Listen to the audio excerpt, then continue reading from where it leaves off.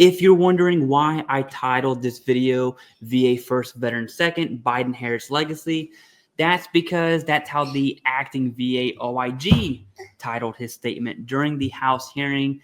Keep in mind that President Trump fired Michael Massall, and that whole thing is ongoing. And so this is the acting OIG. And if you're wondering if my hands are full, that answer is yes, they absolutely are. But here's the statement. It's 4 minutes long from the OIG, and it's very important that we understand why we're seeing this right now. Thank you, Chairwoman Kiggins, Ranking Member Ramirez, and members of the subcommittee. I appreciate this opportunity to discuss how the Office of Inspector General's work enhances VA's accountability.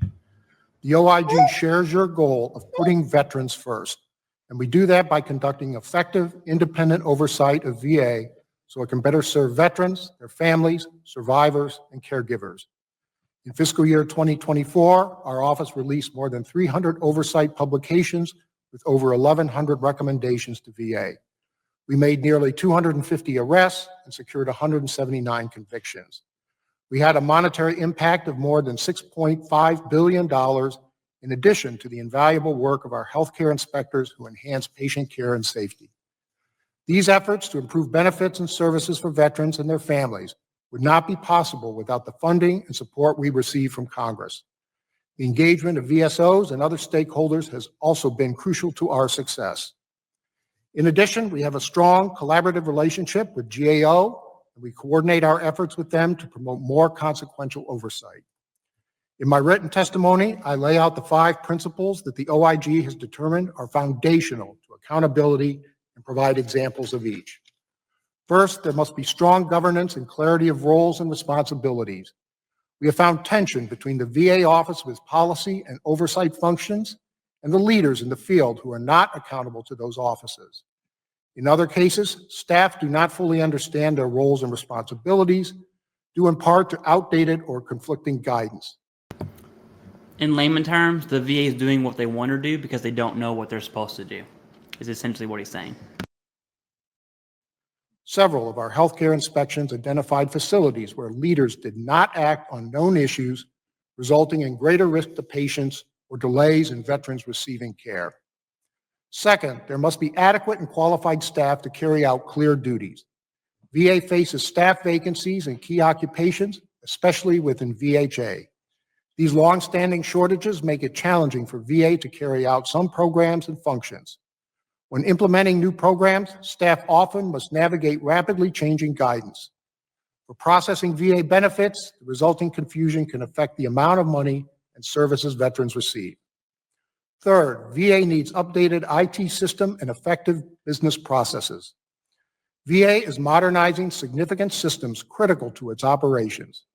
We have been proactively overseeing VA's implementation of these systems, including publishing 22 reports on the transformation of VA's electronic health record system alone.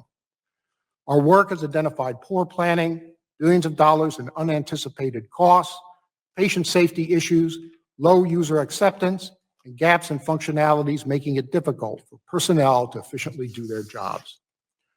Fourth, effective quality assurance and monitoring is essential. VA often lacks controls to consistently ensure quality standards are met. Breakdowns in routine monitoring and workarounds undermine efforts to identify and fix problems, as well as make certain the eligible veterans and their families receive timely services and benefits. And last, consistent and effective leadership is critical. Engaged and dedicated leadership fosters open communication, efficiency, and accountability among all staff. These 5 themes are routinely highlighted in OIG reports. Although report findings and recommendations are often directed to a single facility, system, or program, they serve as a roadmap to help prevent or correct similar problems in other facilities or offices. We recognize that VA is working to build a stronger sense of accountability. We routinely observe personnel committed to providing the highest quality care, benefits, and services to veterans and their families, despite obstacles. The OIG will continue to provide practical and meaningful recommendations to help VA remove these obstacles, to serve veterans first, and address fraud and other crimes, as well as waste, and improve efficiency. Finally, I want to thank Congress for passing the Elizabeth Dole Act, which includes a requirement that all new VA employees receive training on how to report and cooperate with the OIG. Chairwoman Kiggins and members of the subcommittee, this concludes my statement. I look forward to answering any questions you may have.